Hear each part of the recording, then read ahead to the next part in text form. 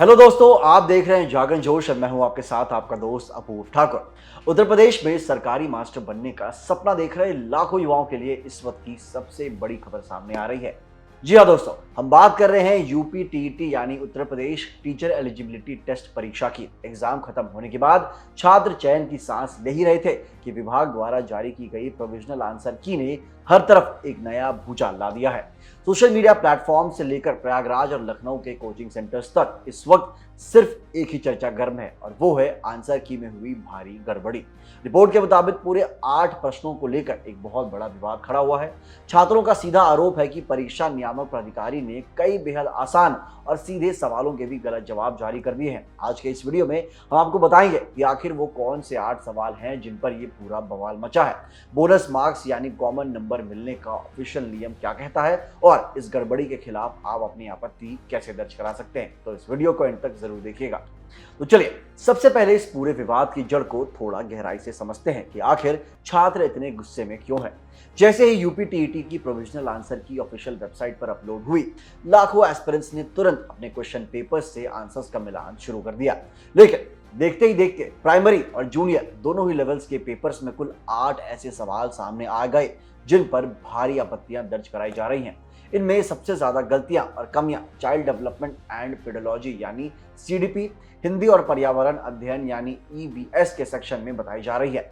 छात्रों का कहना है कि कुछ सवाल के ऑप्शन ही पूरी तरीके से गलत या मिसप्रिंटेड थे, जबकि कुछ सवाल ऐसे थे जिनके दो विकल्प बिल्कुल सही बैठ रहे थे। अब ऐसे में वो छात्र जो सिर्फ 1 या 2 नंबर से क्वालिफाइंग मार्क्स से चूक रहे हैं, जैसे जनरल कैटेगरी के लिए 90 नंबर और रिजर्व कैटेगरी के लिए नंबर है 82, उनके बीच भारी मानसिक तनाव और आक्रोश देखा जा रहा है, क्योंकि एक एक नंबर से उनका पूरा साल बर्बाद हो सकता है।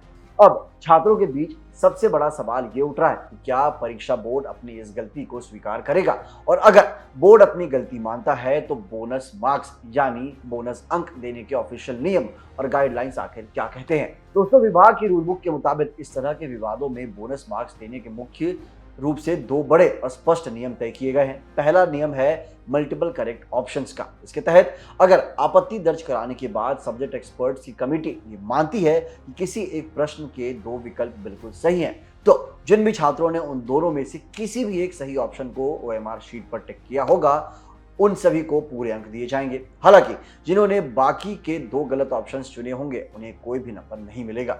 अब आते हैं दूसरे और सबसे महत्वपूर्ण नियम पर, जिसे रॉन्ग क्वेश्चंस या आउट ऑफ सिलेबस रूल कहा जाता है। इसके मुताबिक अगर कोई प्रश्न प्रिंटिंग की वजह से पूरी तरीके से गलत छपा है, या उसके चारों के चारों ऑप्शंस गलत हैं, या फिर वो सवाल ही आउट ऑफ सिलेबस है, तो स्थिति में परीक्षा नियामक प्राधिकारी उस पूरे सवाल को ही परीक्षा से ड्रॉप यानी डिलीट कर देता है। ऐसे में उस डिलीट किए गए क्वेश्चन का एक कॉमन बोनस नंबर परीक्षा में बैठे सभी कैंडिडेट्स को समान रूप से दे दिया जाता है, चाहे उस छात्र ने उस सवाल को एग्जाम में अटेम्प्ट किया हो या फिर छोड़ दिया हो। यही वो नियम है जिसके भरोसे इस समय लाखों छात्र बैठे हैं, क्योंकि अगर 2 से 3 सवाल भी ड्रॉप होते हैं तो बॉर्डर पर रुके हुए हजारों छात्र आसानी से इस परीक्षा को पास कर लेंगे। अगर आप भी इस परीक्षा में बैठे थे और आपको पक्का यकीन है कि आपके पास विभाग के गलत जवाब के खिलाफ ठोस सबूत मौजूद है, तो आपको चुप बैठने की बिल्कुल भी जरूरत नहीं है। विभाग ने स्टूडेंट्स को ऑनलाइन आपत्ति यानी ऑब्जेक्शन विंडो के जरिए अपनी चुनौती पेश करने का एक मौका दिया है। लेकिन यहाँ एक बात का ध्यान रखना बहुत जरूरी है कि हवाई या बिना सबूत की गई आपत्तियां सीधे रिजेक्ट कर दी जाएंगी।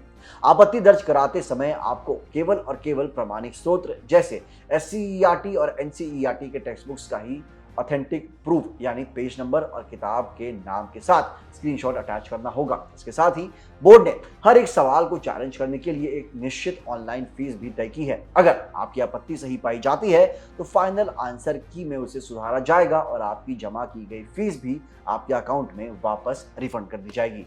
तो फिर दोस्तों, कुल मिलाकर कहानी ये है कि 8 विवादित प्रश्नों ने इस वक्त यूपी टीईटी के रिजल्ट के पूरे समीकरण को बदल कर रख दिया है। जो छात्र फेल होने की कगार पर खड़े होकर निराश हो चुके थे, उनके लिए ये 2 से 3 संभावित बोनस नंबर एक बहुत बड़ी संजीवनी बूटी साबित हो सकते हैं।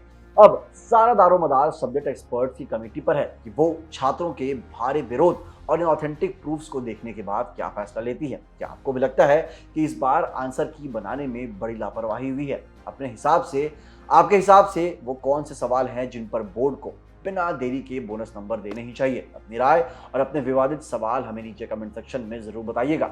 इस वीडियो को ज्यादा से ज्यादा शेयर करें ताकि हर एक एस्पिरेंट तक ये सही जानकारी पहुंच सके। वीडियो पसंद आई हो तो इसे लाइक करें, इस पर कमेंट करें और इसे शेयर करें अपने दोस्तों के साथ। मिलते हैं अगली वीडियो में। जय हिंद।